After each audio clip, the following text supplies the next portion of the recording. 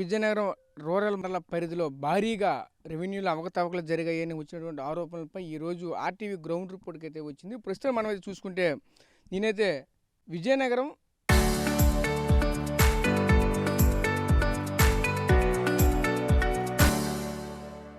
రూరల్లో ఉన్నటువంటి బిట్టు ప్రాంతంలో నేనైతే ఉన్నాను. బిట్టు ప్రాంతంలో 23లో 1 సర్వే నెంబర్లో ప్రస్తుతానికైతే ఉన్నాను. సుమారుగా చూసుకుంటే ఇక్కడ ఎకరాలు పదుల సంఖ్యలో ఎకరాల కొలిది ఇదంతా కూడా అంటే వాళ్ళకి కావాల్సిన పేరు మీద ఇక్కడ ఉన్నటువంటి రెవెన్యూ అధికారులు అంతా మార్చేశారంటూ కూడా వచ్చినటువంటి వాస్తవాల అవాస్తవం గ్రౌండ్ రిపోర్ట్కి అయితే వచ్చింది ఆర్టీవీ. ప్రస్తుతానికి ఇక్కడ చూస్తే ఇదంతా కూడా పూర్తిగా ఎవరికి చెందకుండా ఇదంతా కూడా ప్రభుత్వ భూమిగానే కనిపిస్తూ ఉన్నది. ఇదంతా కూడా వైపు పచ్చిక బయలుతో కొండ ప్రాంతంగా ఇదంతా కూడా కనిపిస్తూ ఉన్నది. ఇటువైపు చూసినా సరే ఉప్పు నేలతో కూడా కనిపిస్తూ ఉన్నది. పెద్ద పెద్ద రాళ్ళు రప్పలు అలాగే పెద్ద పెద్ద చెట్లతో చేమలతో ఇదంతా కూడా పచ్చిక బయలుతో నిండిపోయినటువంటి ల్యాండ్గా కనిపిస్తూ ఉన్నది.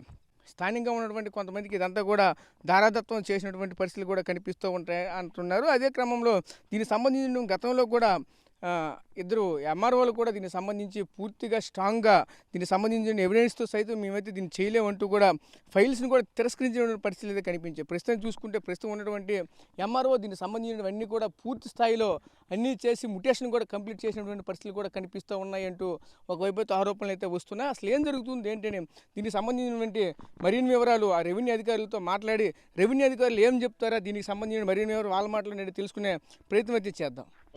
సార్ మాది విజయనగరం జిల్లా విజయనగరం మండలం జొన్నవలస గ్రామం. నా ల్యాండ్ వచ్చి సిరియాలపేట.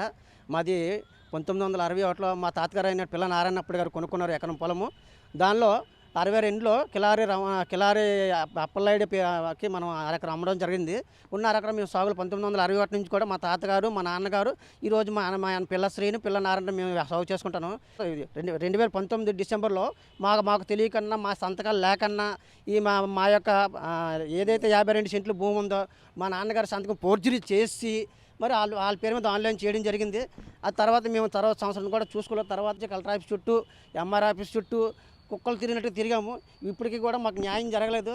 తర్వాత రెవెన్యూ మొత్తం పాత ఆర్ఐ రవికిరణ్ గారు కూడా ల్యాండ్ మీదకి రావడం జరిగింది. విఆర్ఓ కూడా రావడం జరిగింది. 20 మంది రైతుల సమక్షంలో అందరూ కూడా వాళ్ళు ఒప్పుకోవడం కూడా జరిగింది. ఒప్పుకున్న తర్వాత మాది నేను పక్కకు చూపించాను, నాకు ఇది ఎక్కించాను, నాకేం తెలియదని కూడా వాడు చెప్పాడు. రైతులందరి సమక్షంలో కూడా ఒప్పుకున్నాడు నాది కాదని. ఆ తర్వాత మళ్ళీ నేను ఎంఆర్ ఆఫీస్ వచ్చి రమ్మన్నారు. మళ్ళీ తర్వాత అలా తిప్పడమే జరుగుతుంది తప్ప నాకైతే న్యాయం జరగలేదు. అలా గత 4 సంవత్సరాలు బట్టి తిరుగుతూనే ఉన్నాను తప్ప ఇప్పుడు టీడీపీ ప్రభుత్వం వచ్చిన తర్వాత ఈ క్లినిక్లు రైతు క్లినిక్లు ఏవో అన్నారు కానీ ఇప్పుడు వచ్చి ఎంఆర్ఓ చుట్టూ తిరగడమే తప్ప మమ్మల్ని చిన్న పురుగుల కింద చూస్తాను. రైతాంగాన్ని టీడీపీ వస్తే ఏదో చేస్తుందని అనుకున్నాను తప్ప మరి నేను పక్కా టీడీపీ క్యాండిడేట్ని. నాకే న్యాయం జరగట్లేదు. ఫస్ట్ నుంచి 1980 నుంచి మా తాతగారి కానీ మేము ఫస్ట్ నుంచి టీడీపీలోనే ఉన్నాం, టీడీపీ కార్యకర్తని. కనీసం నాకు న్యాయం జరగట్లేదు. ఎంఆర్ఓ సెటిల్మెంట్లు చేస్తాడు తప్ప మా యొక్క భూమికి అవతల భూమి మీద అవతలతో సంతకం తెమ్మంటున్నాడు. మా నాన్నగారి పేరు మీద 1B ఉండేటప్పుడు మా నాన్న కానీ లేకపోతే మా అన్నదమ్ములు ఇద్దరం కానీ ఎవరు కూడా సంతకం పెట్టలేదు. ఇప్పుడున్న ఎంఆర్ఓ గారు మమ్మల్ని చాలా ఇబ్బంది పెడుతున్నారు. చాలా అంటే చాలా. అతను వైసీపీకి పనిచేస్తున్నారో తెలియదు, లేకపోతే టీడీపీకి వచ్చేస్తున్నారో తెలియదు, లేకపోతే ఏ చేతనం చేస్తున్నారు. అవతల రైతుల దగ్గర మరి ఎంత తీసుకుంటారో మాకు తెలియదు కానీ అవతల రైతు దగ్గర మమ్మల్ని వాళ్ళతో సంతకాలు పెట్టించమంటారు. మరి మేమైతే మా యొక్క సాగులో ఉన్న భూమిని మరి వాళ్ళు ఏ సంతకాలతో మరి వాళ్ళ పేరు మీద ఎక్కించారో మాకు తెలియదు. మమ్మల్ని ఇప్పుడున్న ఎంఆర్ఓ అయితే చాలా దారుణంగా ఇబ్బంది పెడుతున్నాడు. మామూలు కాదు. అసలు రెవెన్యూ అంటే రైతుల కోసం చేస్తున్నారా లేకపోతే హింసించడానికి చేస్తున్నారా నాకైతే అర్థం కావట్లేదు. అసలు స్వతంత్రం వచ్చిందా లేదో నాకు తెలియదు. రైతాంగానికి మమ్మల్ని దారుణంగా రైతులు ఒక పురుక్కించదు. ఈ దేశానికి అన్నం పెట్టే రైతుని ఏడిపించడంలోనే రెవెన్యూ నెంబర్ 1 అని నేను కంటపదంగా చెప్పగలుగుతాను. ఇప్పుడున్న రెవెన్యూ అయితే మరీ దారుణం. గత రెవెన్యూ వాళ్ళకన్నా ఇప్పుడున్న కొత్త స్టాఫ్ అయితే మరీ దారుణం. ఎంత కావాలంటే అంత లంచాలు తీసుకొని మాకు పనులు కూడా లంచాలు తీసుకున్న పనులు కూడా మాకు అవ్వట్లేదు. డబ్బులు ఎంత కావాలంటే అంత ఇస్తామన్నా సరే మాకు చేయట్లేదు. న్యాయం జరగట్లేదు. మరి ఎవరి దగ్గరికి వెళ్ళాలి? చంద్రబాబు నాయుడు వచ్చేసి ఏదో మేము చేసేస్తాం అది చేసేస్తాం అని అన్నారు కానీ మాకు రైతాంగానికి అయితే ఏమి చేయట్లేదు. మాకు మేము దాన్ని చాలా ఇబ్బందులు పడుతున్నాను. ఒక టీడీపీ కార్యకర్తగా అయితే నేను చాలా ఇబ్బంది మనోవ్యాధితో ఇదవుతున్నాను. ఒక టీడీపీ కార్యకర్తగా జరగనప్పుడు మరి ఇంకా ఎవరికి చేస్తారు ఈ రెవెన్యూ? మాకు ఎవరు న్యాయం చేస్తారు? ఎంఆర్ఓ కాకపోతే మాకు ఎవరు న్యాయం చేస్తారు? సాగు తప్ప మాకు ఇంకో మార్గమే లేదు. దయచేసి కూటమి ప్రభుత్వం పవన్ కళ్యాణ్ గారికి చంద్రబాబు నాయుడు గారికి మనవి చేసుకున్నాం, లోకేష్ గారికి టీడీపీ ఏదో వస్తే మా బతుకులేవో బాగుపడతాయి, మా సమస్యలు ఏవో ఇదవుతాయనే ఉద్దేశం మీద మేము భుజానికి టీడీపీ పార్టీని భుజానికి ఎత్తి మా జేబులో డబ్బులు ఖర్చు పెట్టుకుని మేము ఎంతో కష్టపడి ఈరోజు ఎన్నో దెబ్బలు తిని కూటమి ప్రభుత్వం మేము ఇచ్చేసాం. కానీ కూటమి ప్రభుత్వం వచ్చినా కూడా మా బతుకులు ఇంకా మారలేదు.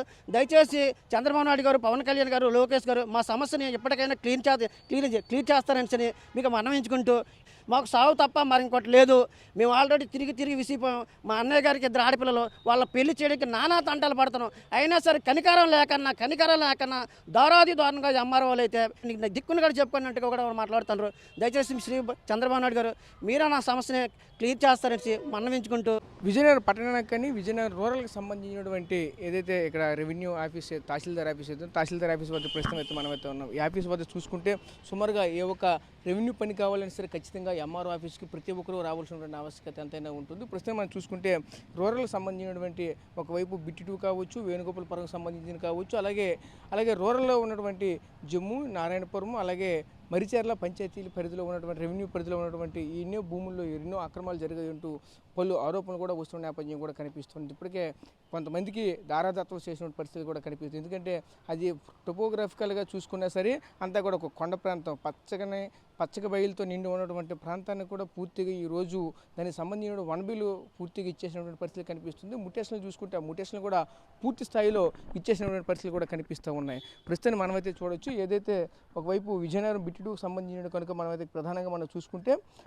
బిట్టి 2లో ఉన్నటువంటి ఎకరాలన్నీ కూడా పూర్తిగా ప్రైవేటు వ్యక్తులకు కూడా దారాదత్వం చేసిన పరిస్థితి కనిపిస్తుంది. గతంలో ఏవైతే మనం చెప్పుకున్నటువంటి ల్యాండ్ సంబంధించినటువంటి ఏవైతే ఉన్నాయో ఇవన్నిటిని కూడా గతంలో ఉన్నటువంటి ఎంఆర్ఓలు పూర్తిగా ఈ యొక్క ఫైల్స్ అన్ని కూడా తిరస్కరించినప్పటికీ కూడా ప్రస్తుతం ఉన్నటువంటి ఎంఆర్ఓ యథాతథగా ఇదంతా కూడా కొనసాగిస్తున్న పరిస్థితి కూడా కనిపిస్తూ ఉన్నాయి.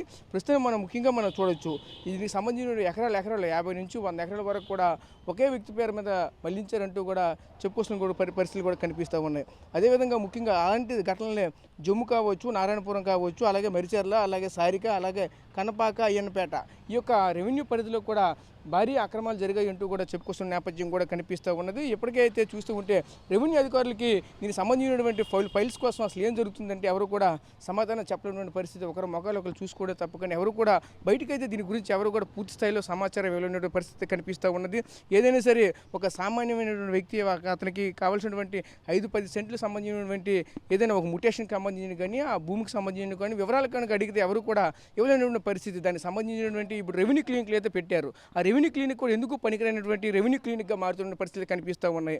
ఇప్పటికే రెవెన్యూ చుట్టూ బారులు తీరుతున్న పరిస్థితులు కనిపిస్తున్నాయి. రెవెన్యూ వ్యవస్థ అయితే పూర్తిగా ప్రక్షాళన జరిగిందంటూ కూడా చెప్పుకొస్తున్నారు తప్పకుండా ఎటువంటి పరిస్థితులు కూడా మారలేదనడానికి ఈరోజు విజయనగరం జిల్లాలో ఉన్నటువంటి విజయనగరం పట్టణ పరిధిలో ఉన్నటువంటి ఈ యొక్క తహసీల్దార్ ఆఫీస్గానే చెప్పుకోవచ్చు. ఎందుకంటే రెవెన్యూ క్లినిక్ పేరుతోనే అంతా జరుగుతుంది అంటున్నారు. ఎందుకంటే ఏదో తప్పులు దొరుకుతూ ఉన్నాయి, ఏదైతే రీసర్వేలు కావచ్చు, గతంలో కావచ్చు, తప్పులు దొరికినటువంటి వనబీలు కావచ్చు, పాస్ పుస్తకాలు కావచ్చు, తప్పులు దొరికినటువంటివి కూడా ఇప్పుడు చేయాలంటే కానీ కనీసం ముడుపులు ముట్టనిదే ఎవరు కూడా దీనికి సంబంధించినవి పూర్తి వివరాలు కూడా ఎవరు కూడా ఇవ్వలేనటువంటి పరిస్థితులు కూడా కనిపిస్తున్నాయి అంటూ కూడా పలువురు రైతులు కూడా ఆరోపిస్తున్న పరిస్థితులు కూడా కనిపిస్తూ ఉన్నాయి. రైతులు కూడా తీవ్ర ఆవేదన, ఆందోళన కూడా వ్యక్తం చేస్తున్న పరిస్థితి కనిపిస్తూ ఉన్నది. ఒక వాళ్ళకి సంబంధించినటువంటి ఒక 10 సెంట్లు కానీ 15 సెంట్లు కానీ ల్యాండ్ ఉంటే ఆ ల్యాండ్ సంబంధించిన డాక్యుమెంట్స్ కానీ రెవెన్యూ పరంగా కావాలంటే పూర్తిగా కాలుకు చెప్పులు అరుగుతున్నా సరే మా సమస్య పరిష్కారం కావట్లేదు అంటూ కూడా ఆ యొక్క రైతులు, ఆ యొక్క లబ్ధిదారులు కూడా తీవ్ర ఆవేదన, ఆందోళన కూడా వ్యక్తం చేస్తున్న పరిస్థితి కనిపిస్తూ ఉన్నాయి. ప్రస్తుతాన్ని చూసుకుంటే ఇప్పటికే పలు రెవెన్యూ పరిధిలో కూడా అక్రమాలు తీవ్రంగా జరిగాయి అంటూ కూడా చెప్పుకొస్తున్న పరిస్థితులు కూడా కనిపించాయి. ప్రస్తుతాన్ని చూసుకుంటే అంటే టోపోగ్రఫికల్గా చూసుకుంటే ఒక కొండ ప్రాంతం, టోపోగ్రఫికల్గా చూసుకుంటే ఇదంతా కూడా ఒక పచ్చిక బయలులో కనిపిస్తున్నటువంటి ప్రాంతాలు, అటువంటి ప్రాంతాలు ఎకరాలను కూడా పూర్తిగా ఒక దారాదత్వం చేస్తున్న పరిస్థితి కనిపిస్తూ ఉన్నాయి. చెరువులను కూడా పూర్తిగా మార్చేస్తున్న పరిస్థితి కనిపిస్తూ ఉంది. 22A ఉన్నటువంటి వాటిని కూడా సునాయాసంగా తీసి పక్కన పెట్టేస్తున్న పరిస్థితి కనిపిస్తూ ఉన్నది. ఒకవేళ ఏదైనా రైతు కానీ అక్కడ జరిగిన ఏదైనా కబ్జా కానీ అక్రమాలు జరిగినటువంటి అటువంటి చర్యలు తీసుకోవాల్సినటువంటి యొక్క రెవెన్యూ డిపార్ట్మెంటే ఈరోజు పూర్తి స్థాయిలో అక్రమాలకు పాల్పడుతున్న పరిస్థితి కూడా కనిపిస్తూ ఉన్నది. దీనిపైన అధికారులు ఎటువంటి చర్యలు తీసుకుంటారో, ఏం చేస్తారో వేచి చూడవలసిన పరిస్థితి కనిపిస్తూ ఉన్నది. ముఖ్యంగా చూసుకుంటే వీళ్ళ ఒకవైపు ఇక్కడ చేస్తున్నటువంటి పనులకు అన్నిటి కూడా వత్తాసుగా కలెక్టరేట్ నుంచి కూడా ఆదేశాలు వస్తున్నాయంటూ కూడా మరొక వైపు కూడా సమాచారం కూడా వినిపిస్తున్న పరిస్థితి కనిపిస్తూ ఉన్నది. అయితే దీని పట్ల ఏ విధంగా ఉన్నతాధికారులు ఏ విధంగా స్పందిస్తారు, దీనికి సంబంధించి CCLకి సంబంధించినటువంటి అధికారులు ఏ విధంగా స్పందిస్తారు, కలెక్టర్ ఏ విధంగా స్పందిస్తారు, జేసీ ఏ విధంగా స్పందిస్తారు అనేది ఇంకా పూర్తి విషయాలు అయితే మరికొన్ని రోజులు రాబెట్టున్నాం. కెమెరా పర్సన్ నాయుడుతో రాజేష్, RTV, విజయనగరం నుంచి.